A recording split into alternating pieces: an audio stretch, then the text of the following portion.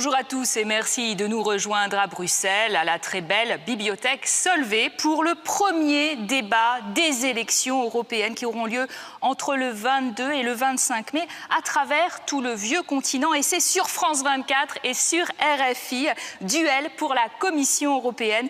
Nous recevons aujourd'hui deux candidats à la présidence de cette institution qui vont mener campagne au niveau européen. En effet, d'après le traité de Lisbonne, le chef de l'exécutif doit être proposé par le Conseil européen en tenant compte des élections au Parlement.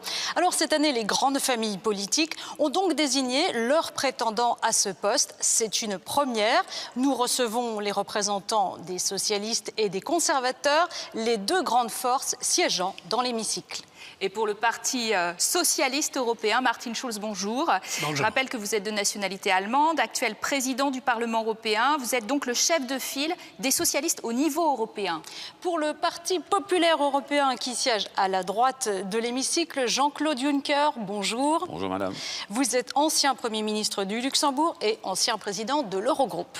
Alors ouvrons notre premier chapitre de discussion, les questions économiques qui concernent beaucoup les Européens. Depuis 2009, ils subissent une crise sans précédent. La zone euro a failli imploser, nous dit-on. Où en sommes-nous tout à fait? Sommes-nous sortis d'affaires? Votre diagnostic, Jean-Claude Juncker? Non, nous ne sommes pas sortis d'affaires. La crise n'est pas derrière nous, mais nous sommes sur une avenue qui nous permettra de sortir de la crise compte tenu des politiques qui ont été mises en place et compte tenu de l'accalmie qui actuellement règne sur les marchés. Mais le pire est derrière nous, reste la partie difficile. Martin Schulz. Certainement, la crise n'est pas terminée. Il sera terminé le moment où nous avons lutté avec un succès contre le chômage. 27 millions Européens sans travail, surtout les jeunes. Dans quelques pays, il y a plus de 50% des jeunes sans emploi. Le moment où nous avons gagné la lutte pour le travail des jeunes surtout, là, la crise à ce moment est terminée. Alors, le chômage, on va en reparler. Parlons d'abord des méthodes employées pour résoudre cette crise. Les maillons faibles de la zone euro subissent encore une cure d'austérité drastique en échange de plans de sauvetage fournis par l'Union européenne, entre autres. Les résultats sont mitigés, la croissance est en panne. Alors Martin Schulz, la Troïka, composée du FMI, de la BCE et de l'Union européenne, est-elle allée trop loin dans l'austérité? Faut-il aujourd'hui changer de cap?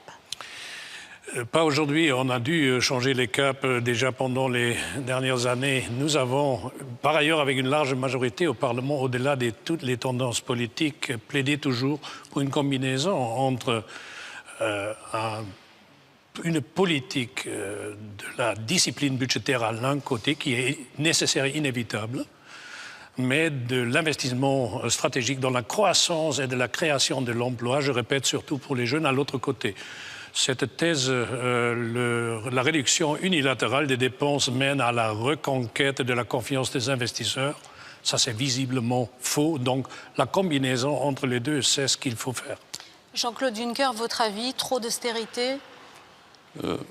La rigueur et la discipline budgétaire accrue sont les conséquences des dérapages antérieurs. S'il y avait eu moins de dérapages, moins de laisser-aller budgétaire et financier sur les 10-15 dernières années, la réaction que nous avons dû formuler après la crise aurait été moins exigeante. Mais comme les comptes publics n'étaient pas tenus comme ils auraient dû être tenus, la rigueur qui a dû s'appliquer frappe lourdement ceux qui sont les plus faibles dans nos sociétés, surtout dans les pays dits de programme, donc notamment au sud de l'Europe.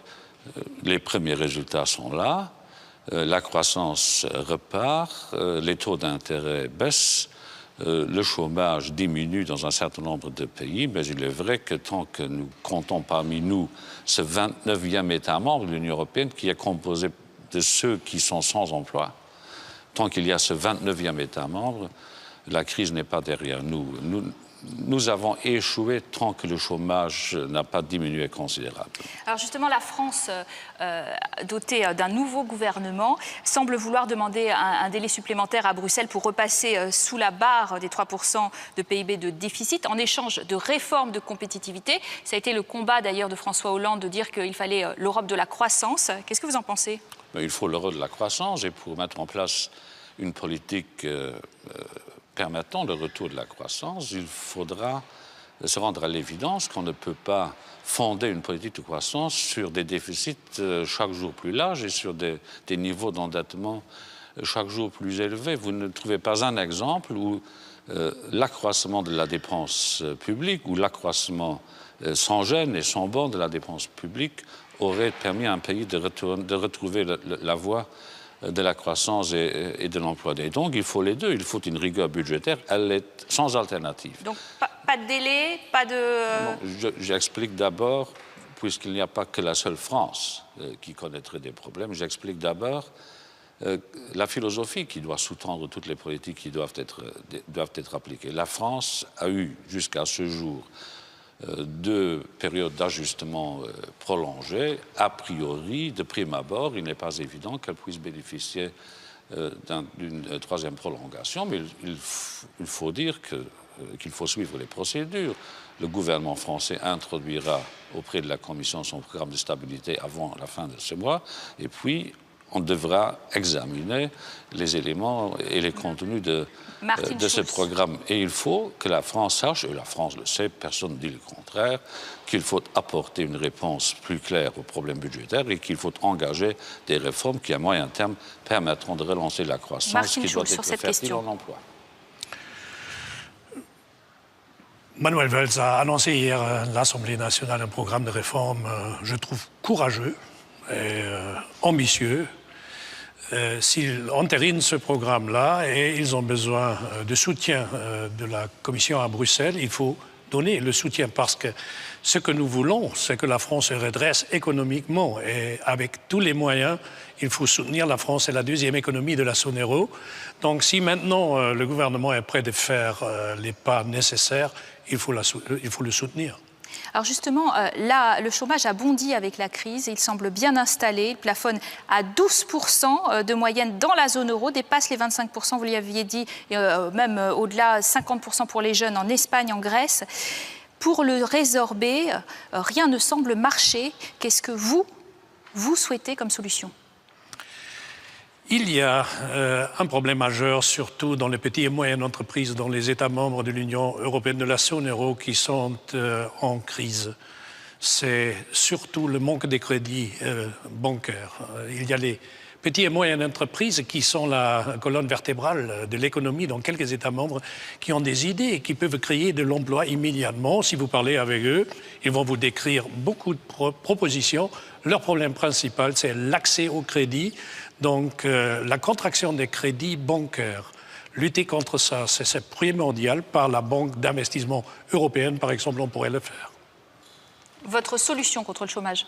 Tout d'abord, je partage le point de vue si souvent exprimé par beaucoup d'hommes politiques européens qui consiste à permettre aux petites et moyennes entreprises d'avoir un accès direct au crédit. Ce sont les petites et moyennes entreprises qui fournissent le plus grand nombre d'emplois, il faudra mieux les soutenir. Mais je voudrais aussi que nous regardions les politiques qui sont en place. Et moi, je voudrais, au lieu d'augmenter davantage encore la dépense publique, je voudrais que nous fassions en sorte que d'autres politiques soient engagées qui seraient moins coûteuses, mais qui seraient plus fructueuses. Si nous parvenions à mieux organiser le marché unique numérique, et si nous parvenions à parachever le marché intérieur, nous disposerions d'une valeur ajoutée en Europe qui dépasserait le montant de 500 milliards d'euros. Au lieu de dépenser de l'argent dans des politiques qui se sont révélées être peu fructueuses, il faudra, en modernisant l'économie européenne, en regardant résolument vers l'avenir et sans devoir mobiliser des montants budgétaires énormes, rendre plus efficace et donc plus solidaire l'Europe. Alors, Jean-Claude Juncker, le chômage, c'est la conséquence douloureuse de la crise et pour certains, pour de plus en plus, pour des partis politiques extrémistes, mais aussi pour des partis modérés, eh bien la cause, c'est l'euro. Alors, que faut-il faire? Sortir de l'euro, comme le préconisent certains, aménager cette monnaie de plus en plus mal aimée? Il est vrai que le chômage est une des conséquences de la crise, mais il est vrai aussi qu'il y avait des niveaux de chômage inacceptables avant la crise parce que des mauvaises politiques avaient été mises en place dans certains pays, dans certains dirigés par le Parti socialiste. Mais le problème n'est pas là. Le problème ne doit pas être considéré comme constituant un problème européen. L'Europe fait partie de la réponse et l'Europe n'est pas à l'origine des politiques de l'emploi qui ont été menées sans succès dans un certain nombre d'États membres. Et l'euro, en fait, n'est pas un élément qui a poussé au chômage, mais l'euro fut un élément qui a protégé les Européens contre des conséquences néfastes des crises que nous avons vécues au moment de la crise des subprimes aux États-Unis, au moment de la chute de Lehman Brothers, au moment de la crise économico-financière qui nous est venue des États-Unis, au moment des tensions en Ukraine. Imaginez-vous un seul instant que l'euro n'aurait pas existé et que nous serions toujours enfermés dans le cadre strict, lui aussi, du système monétaire européen. Nous aurions une guerre monétaire entre les principales économies après la crise de l'Ukraine. Sans l'euro, l'Europe serait en crise profonde. Alors, pour certains, cette Ceux qui euro-force, c'est un disent sortir problème. de l'euro, bon, ça crée aucun poste d'emploi. Et en parlant sur la solution pour la majorité de nos citoyens, c'est que nous nous emparons de leurs soucis dans la vie de tous les jours. Sortir de l'euro ne solve aucun problème. Mais dans le cadre de notre débat sur l'euro, nous avons pris l'habitude de parler que de milliards. Nous parlons 100 milliards ici, 20 milliards là-bas, 30 milliards pour cette banque-là, pour ce pays ici. Pour nous ici, je crois, 1 million d'euros est énorme de l'argent.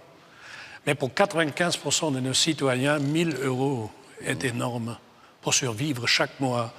Je crois qu'on a besoin d'un débat, pas sortir de l'euro, mais dans la zone euro, mettre au centre de l'action politique, ici à Bruxelles surtout, le sort de ceux qui ont besoin de 1 000 euros à la place de discuter que sur les milliards. Alors, qu'est-ce qui vous distingue, en fait, si vous deviez résumer dans votre programme économique, parce que, justement, pour que les gens se décident pour voter, qu'est-ce qui vous distingue et qu'est-ce qui est votre priorité qui ne serait pas la priorité du PPE, Martin Schulz?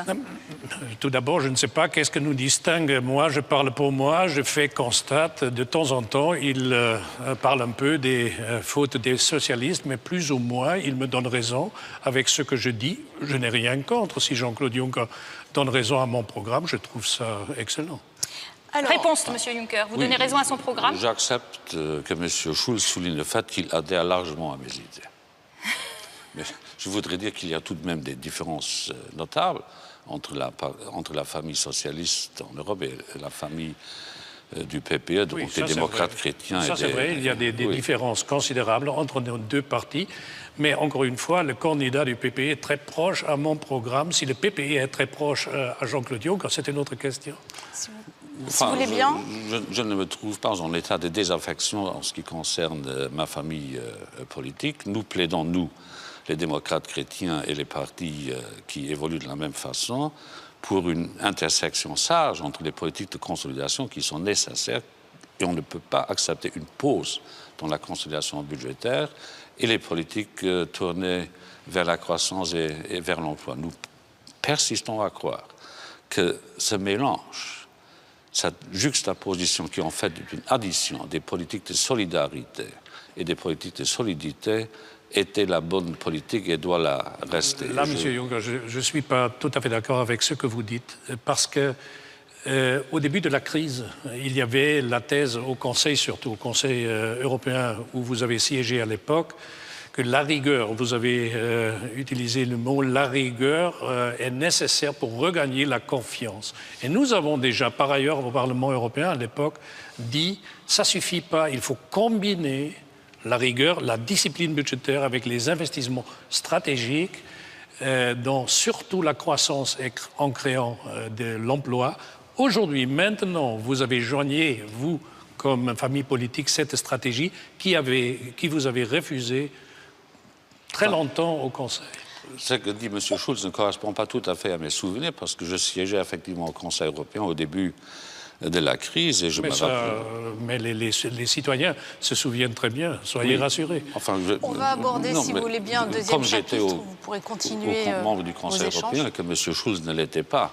Je me permettrai tout de même de lui réexpliquer que le Conseil européen, au début de la crise, et tous les gouvernements de concert ont décidé de mettre en place partout en Europe et d'une façon concertée et coordonnée des programmes de relance qui connaissaient un niveau de dépenses nouvelles de 200 milliards. Nous avons mis en place, dans les pays où ces systèmes n'existaient pas, des possibilités de recours au chômage partiel, ce qui a permis à des millions de travailleurs européens de ne pas se retrouver en chômage. Ce fut donc au début de la crise non seulement une action de rigueur budgétaire, ce fut aussi sous l'impulsion de certains... Les résultats sont 28 millions de chômeurs en Europe. Oui, et si on n'avait pas fait cela, le résultat serait pire. Et si on avait écouté ceux qui insistaient sur la seule consolidation budgétaire sans prendre en considération également les politiques de relance et les politiques qui permettaient de ne pas envoyer au chômage des millions de citoyens européens, le résultat aurait été pire. Messieurs, si vous voulez, on va avancer sur un autre sujet qui est aussi très préoccupant, c'est la montée des forces nationalistes, la montée de l'euroscepticisme. Les partis d'extrême droite font recette sur un mot d'ordre immigration zéro. Qu'avez-vous à leur répondre concrètement? La politique migratoire européenne est divisée, elle manque de cohérence. Qu'allez-vous y changer, Martin Schulz? Nous sommes un continent d'immigration. Il faut regarder ce qui se passe dans la Méditerranée, on le voit. Ce que nous avons besoin, ce sont des règles. On a besoin d'un système de l'immigration légale. On a besoin d'un système de la protection temporaire pour les réfugiés, par exemple, des guerres civiles. On a besoin, et on a règles pour les réfugiés politiques. Ce que nous n'avons pas sont des règles pour l'immigration légale. Et tous les grands... espaces dans le monde qui ont une immigration, les États-Unis, le Canada, l'Australie, la Nouvelle-Zélande, le Mexique ou le Brésil, tous ils ont des droits légaux d'immigration. On n'a pas le droit d'immigrer, mais on a une chance. Et le système d'une immigration légale, à la place de désespoir que nous permettons aujourd'hui, où nous poussons des gens de désespoir dans les mains des bandes criminelles, à la place de cela, un système avec une répartition des places entre les 28 États membres, c'est ce qu'on a besoin. Jean-Claude Juncker, une immigration mieux harmonieuse, plus harmonieuse, mieux organisée? Oui, je crois que l'immigration légale et illégale mérite d'être mieux encadrée d'un point de vue juridique et concertée entre les différents États membres de l'Union européenne. Mais s'imaginer que l'Europe devrait devenir une terre qui n'accepterait pas sur son sol des immigrés qui viennent de partout est un leurre. L'Europe a besoin d'immigration, mais l'Europe a besoin d'une immigration ordonnée et organisée. Et l'extrême droite, évidemment, et tous les populismes généralement quelconques jouent sur cette peur de l'étranger, sur ce rejet de l'autre. Moi, je voudrais que l'Europe reste une terre d'accueil. Et votre parti va faire campagne, pas sur ces terres un peu justement de la xénophobie, etc. Vous y veillerez? Mais comment l'idée peut-elle vous venir à l'esprit que le Parti populaire européen, qui est d'inspiration démocrate chrétienne, évoluerait en pensée, en action de la même façon que les extrémismes que je compte combattre? En Angleterre, par exemple, effectivement, David Cameron a fait de la libre circulation des Roumains et des Bulgares un problème. Il y a aussi discussion sur ces sujets en Allemagne, par exemple, où ils sont assimilés à des touristes sociaux. Est-ce qu'il faut restreindre ces flux? Est-ce qu'il faut combattre ces idées?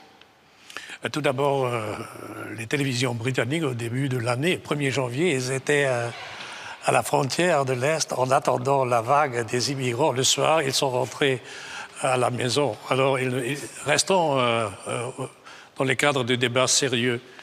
Nous avons garanti la libre circulation en Europe, pas seulement pour les marchandises et les services et les capitaux, aussi pour les personnes. C'est garanti, c'est une des garanties de liberté dans le cadre des traités de l'Union. Mais nous n'avons pas permis une libre circulation de chômage, nous n'avons pas permis une libre circulation de l'accès à la protection sociale qui est dans les mains des États membres. Mais nous n'avons ni permis une libre circulation des sous-traitants qui travaillent pour 2 euros et sont exploités par des entreprises criminelles. Ça, c'est un dommage beaucoup plus grave à notre système social que les peu qui essayent, et c'est le cas, d'abuser notre système social. Jean-Claude Juncker. Oui, sur ce point, je voudrais réaffirmer ce que j'ai souvent dit, que la liberté de circulation est un des principes essentiels et de base de l'Union européenne. La libre circulation des travailleurs fait partie du pacte fondateur de l'Union européenne. Il n'est pas question de l'abolir ou de le remplacer par son contraire.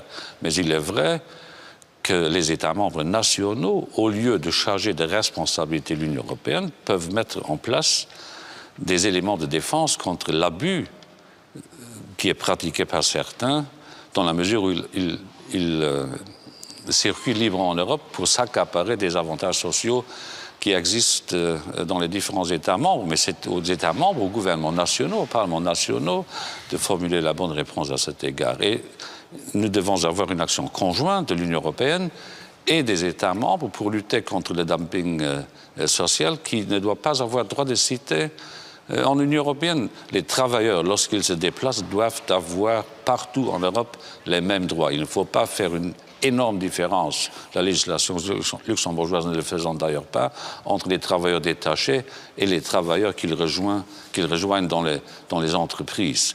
Tout travail mérite le même salaire. Alors, l'euroscepticisme est parfois alimenté par les gouvernants eux-mêmes. Le Premier ministre britannique conservateur, David Cameron, souhaite rapatrier le plus grand nombre de compétences possibles de Bruxelles vers Londres. Il voudrait organiser un référendum sur la sortie de l'Union européenne. Martin Schulz, c'est souhaitable? Il est souhaitable que les Britanniques prennent leur destin en main?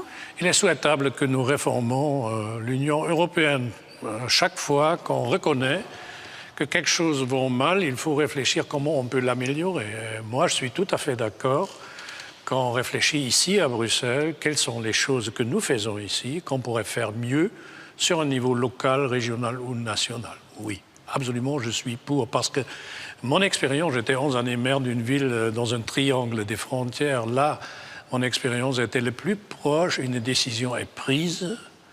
Les plus hauts, c'est le soutien des citoyens pour la mesure et pour la décision. Vous comprenez les décisions des Britanniques, alors? Vous comprenez leur euroscepticisme? Écoutez, ça c'est surprenant.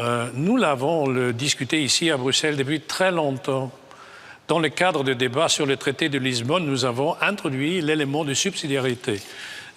Personne ne l'a discuté. Dès M. Cameron a commencé sa campagne contre l'Europe, tout le monde en parle.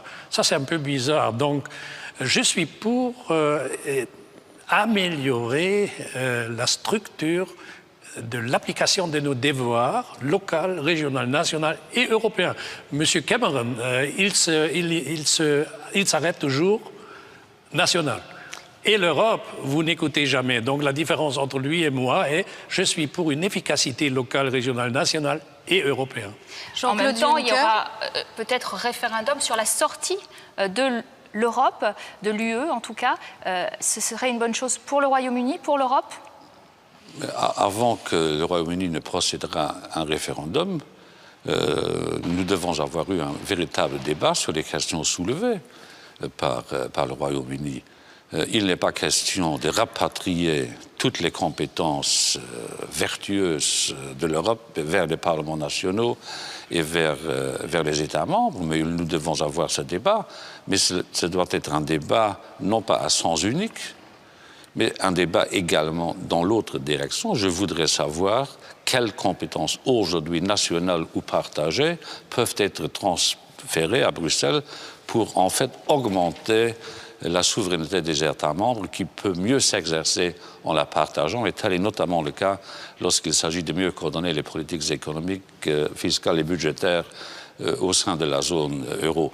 Mais je voudrais dire que oui, que nous nous mettions d'accord sur le principe que l'Europe doit être grande lorsqu'il s'agit de grandes décisions et que l'Europe doit être un exemple pour le monde lorsqu'il s'agit de résoudre les problèmes à échelle continentale. Oui, 1000 fois oui, mais que l'Europe ne s'occupe pas de tous les problèmes.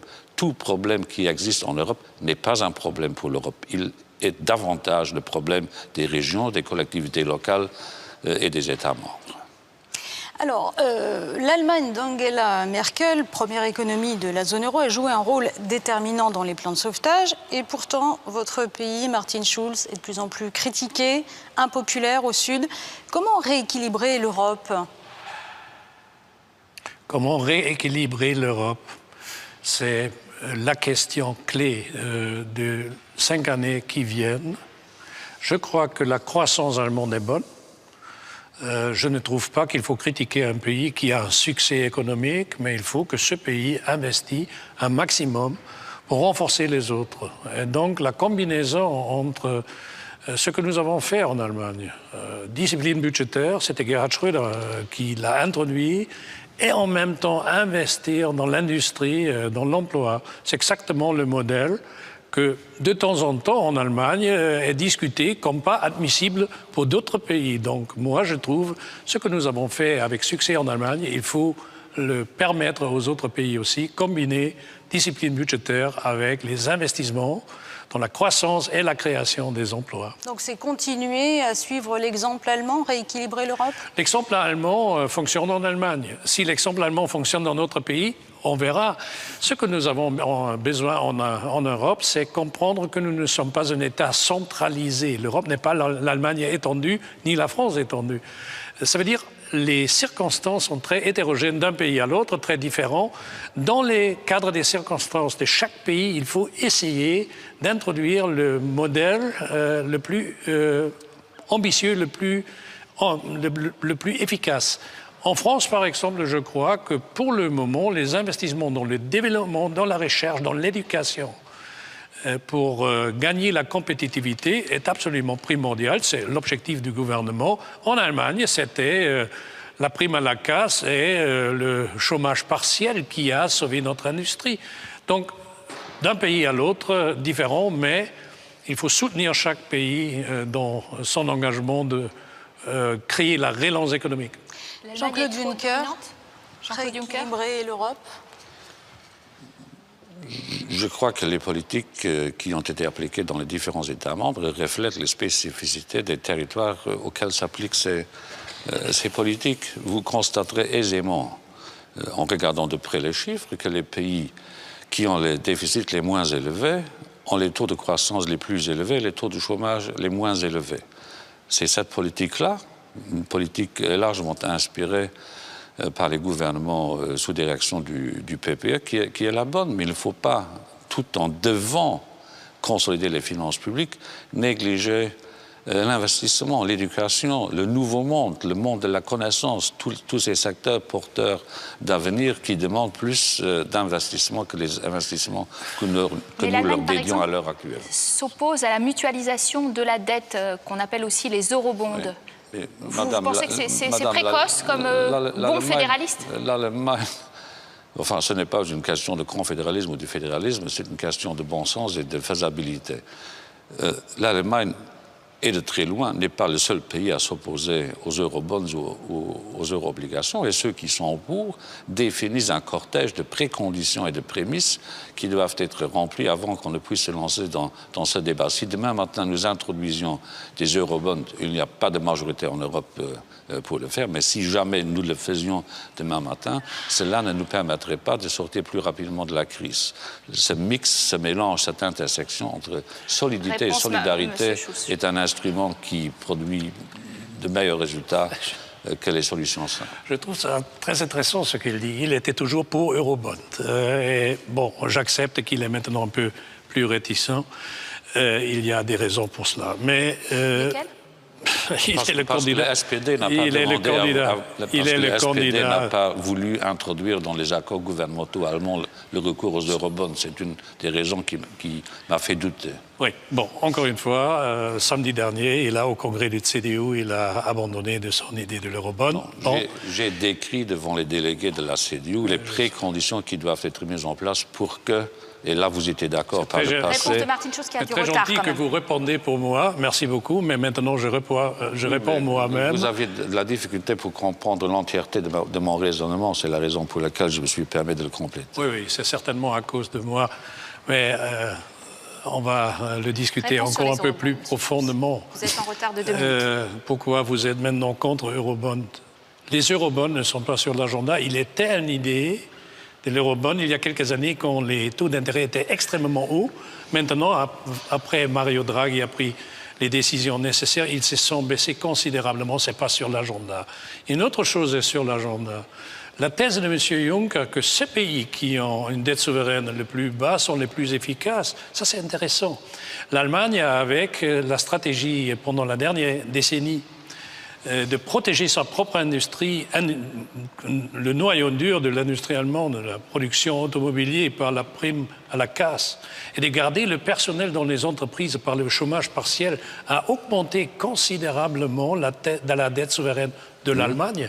Ça veut dire investir et certainement accepter que la dette augmente est un instrument pour garantir la relance de la croissance. Ça veut dire de dire, comme le Bible, la réduction de la dette souveraine mène immédiatement à la croissance est faux.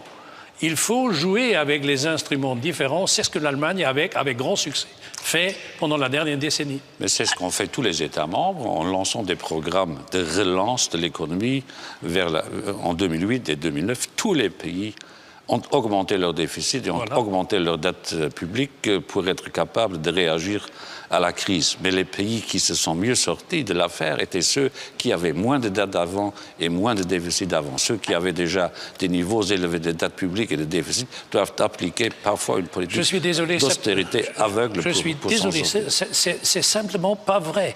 L'Espagne avait un budget, une dette souveraine qui était très apprécié par beaucoup des États membres. Jusqu'il y avait cette crise bancaire et de l'immobilier qui a augmenté par la faiblesse du système bancaire espagnol la dette souveraine de l'État. Le problème que nous avons, c'est que le cercle vicieux entre dette bancaire et dette souveraine des États membres, ça c'est notre problème, et pas que les États membres ont augmenté leur dette souveraine. Ça sonne toujours très joli, mais la réalité est la crise bancaire. La spéculation pas contrôlée en Europe a mené quelques États membres qui étaient dans une situation budgétaire absolument correcte dans un désastre. Mais il est évident qu'il y a plusieurs explications à la crise. Il est évident que les conséquences de la crise économique et financière, qui ont dû être accompagnées par des budgets publics augmentés, expliquent en partie le phénomène. Moi, je ne dis pas que la seule dette publique et que le seul déficit public non contrôlé aurait conduit ces pays dans la situation qui est la leur, parce qu'il y a d'autres éléments qui ont joué, mondiaux. Pour le reste, bulle immobilière en Espagne et en Irlande. Nous sommes tout à fait d'accord qu'il faut réduire la dette souveraine. Oui. Nous sommes tout à fait d'accord. Et ça, c'est dur pour quelques États membres. Et les citoyens ont payé un prix assez haut. Mais il ne faut pas réduire le fait que la dette souveraine a augmenté pendant les dernières années à une seule raison, la mauvaise gestion des budgets. Il y avait des raisons, et la raison principale, à mes yeux, était cette spéculation irresponsable dans les secteurs bancaires. Mais il y a eu la déréglementation. On va passer quand même au troisième grand dossier important pour nos téléspectateurs, l'Europe dans le monde. Passons donc vraiment à ce dossier. Nous parlions des problèmes des Européens en Europe, mais je suis d'accord pour parler des problèmes parce que nous avons une haute représentante, Catherine Ashton, un service d'action extérieure. Est-ce que vous diriez que cette diplomatie européenne, elle marche bien ou elle était à réformer profondément puisque vous aspirez à prendre la tête de la Commission européenne? La politique extérieure de l'Union européenne a besoin toujours l'unanimité des ministres des Affaires étrangères dans quelques domaines et des gouvernements des États membres. Ça rend à Cathy Ashton de temps en temps un grand problème de regrouper 28 États membres, parmi eux 2 qui ont un droit veto dans le Conseil de sécurité des Nations Unies, derrière une ligne commune. Donc, à mes yeux, Lady Ashton était souvent critiquée pour réticence des États membres de la diplomatie nationale. Donc, en cas je deviens président de la Commission, j'essaierai de convaincre les États membres de trouver plus vite et plus facilement des lignes communes.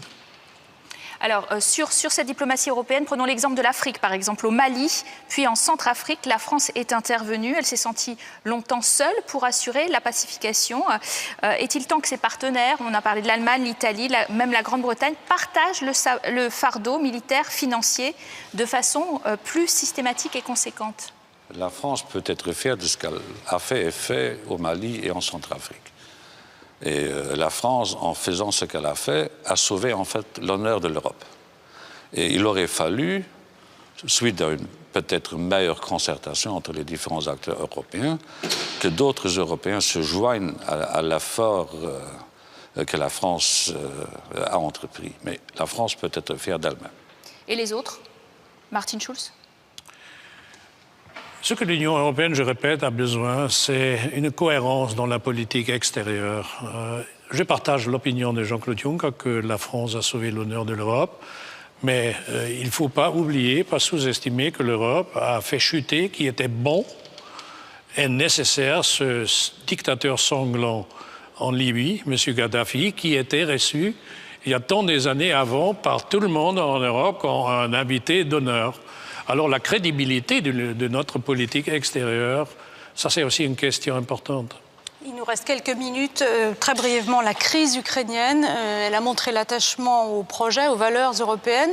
En proposant ce partenariat économique à Kiev, l'Europe était-elle prête à en tirer toutes les conséquences, à engager un bras de fer avec Moscou, Jean-Claude Juncker? Le comportement de M. Poutine et de la Russie est strictement inacceptable puisqu'il s'agit d'une violation flagrante du droit international. L'Europe ne pouvait pas passer sous silence cet acte agressif dont nous avions pensé qu'après la fin de la guerre froide, qu'il n'aurait plus jamais lieu. On constate que la paix à la périphérie de l'Europe est beaucoup plus fragile que nous le pensions. Et donc l'Europe a réagi d'une façon déterminée. On dit souvent, voilà, ces sanctions et l'annonce d'autres sanctions ne va pas conduire M. Poutine à changer de direction. Mais il est évident que nous devions réagir de la façon dont nous avons réagi. L'alternative aux sanctions, c'est la guerre. Comme nous ne voulons pas la guerre et comme nous devons réagir à ce qui fut fait par Poutine et la Russie, nous devons rester sur cette ligne qui consiste à augmenter le niveau des sanctions suite au comportement russe. Ce risque de guerre n'est pas encore évité, hein, Martin Schulz. L'Europe serait prête à entamer une guerre avec la Russie? Non, je ne crois pas. Je ne crois pas. Je connais personne qui dit nous sommes prêts d'envoyer des troupes dans une guerre contre la Russie. Mais moi, je ne crois aussi pas que la Russie va envahir l'Ukraine. Je ne crois pas que Poutine va prendre ce risque-là. Mais ce que nous avons besoin, ce sont des élections le 25 mai en Ukraine, avec un gouvernement légitimé par le peuple. Et ce gouvernement, il faut le soutenir avec des moyens financiers pour garder le pays ensemble. Nous voyons facilement chaque soir sur les écrans que le clivage dans les pays est aussi un clivage économique, un clivage social. Aider un gouvernement librement élu de remplir ce vacuum de la sécurité sociale qui existe dans le pays, c'est ce qu'il faut faire. Très rapidement, pour conclure, la Commission européenne, auquel vous aspirez pour sa tête, est jugée souvent lointaine, bureaucratique. Qu'est-ce qui va vous différencier pour ce poste de président? Quelle attitude et quelle latitude aurez-vous une fois président? L'Europe ne devra pas s'occuper de tout. L'Europe doit s'occuper, comme je le disais auparavant, des grands dossiers, des enjeux importants, ne pas s'immiscer dans la vie quotidienne des Européens. Je voudrais que la Commission, ensemble avec les États membres, ensemble avec le Parlement européen, se concentre davantage sur les politiques de croissance et sur les politiques d'emploi. Il faut savoir que la déception que nourrissent beaucoup d'Européens à l'égard de l'Europe est due au fait que l'Europe donne l'impression de ne pas avoir la bonne réponse au problème du chômage. Et nous devons mettre à profit les années à venir en essayant de mobiliser toutes les politiques possible, nous devons tout faire pour réduire le chômage. C'est l'essentiel. Quelle attitude et quelle latitude aurez-vous à la tête de la Commission, Martin Schulz? Ouvrir les portes, faire visible, audible pour les citoyens ce qui se passe ici, rendre public qui fait quoi, sur quelle base, intégrer les citoyens et citoyennes dans les processus de la décision, c'est ce qu'il faut faire immédiatement. Je vais écrire une lettre aux fonctionnaires de la Commission. Ne réfléchissez plus comment on peut intervenir dans les derniers coins de l'Europe. Faites des propositions concrètes. Qu'est-ce que nous faisons ici qu'on pourrait faire mieux, plus efficace, plus proche aux citoyens sur un niveau régional, local et national. Et les créneaux que nous avons libres ensuite, investir dans les grands chantiers politiques, changement climatique, dimension numérique complètement sous-estimée dans notre dépendance des États-Unis et surtout la lutte contre le chômage des jeunes. Merci, le temps s'est équilibré entre vous deux. Merci de la qualité de ce dialogue, Jean-Claude Juncker et Martin Schulz. Merci à vous. Merci à vous tous de nous avoir suivis sur France 24 et sur Radio France Internationale. Nous recevrons bientôt tous les autres candidats à la tête de la Commission européenne. À très bientôt à tous. Merci à vous.